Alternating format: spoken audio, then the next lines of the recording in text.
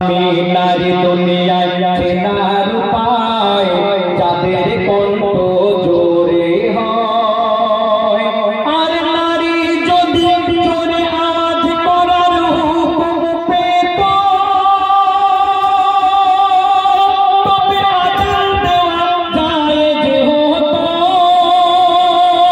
নারী যদি জোরে আওয়াজ করার হুকুম পেত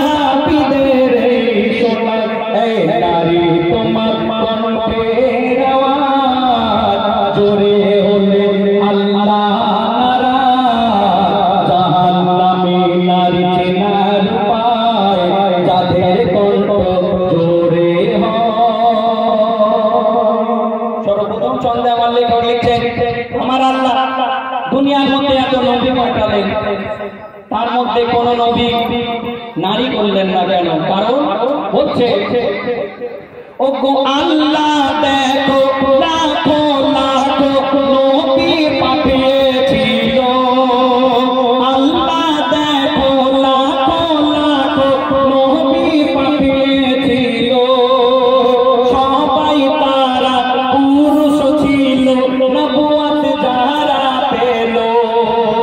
শোনো নারী, ও গো নারী যদি নবী হতো, ও গো নারী যদি নবী হতো, পর্দা লঙ্ঘন হতো।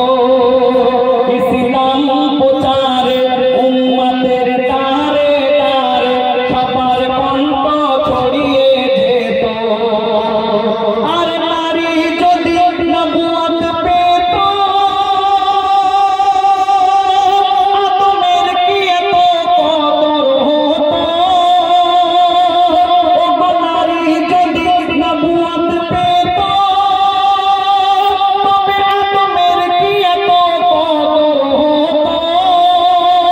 জান্নাত কি আর খুঁজতো নারী স্বামীর পায়ের তলায়, স্বামীর পায়ের তলায়?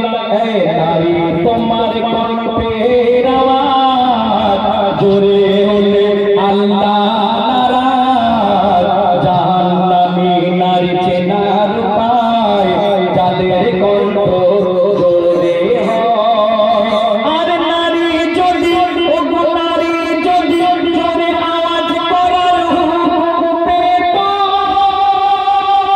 তবে আজান দেওয়া জায়েজ হতো। মিরাজ থেকে এসে নবী সাহাবীদের শোনায়, সাহাবীদের শোনায়। এই নারী তোমার কণ্ঠের আওয়াজ জোরে হলে আল্লাহ নারাজ। জাহান্নামী নারী চেনার উপায় যাদের কণ্ঠ জোরে হয়। সবশেষে আমার লেখক লিখছেন কি কথা দেখুন। ও গো মাইয়া থেকে কোন মানুষ যখন ইন্তেকাল করে, ও গো মাইয়া থেকে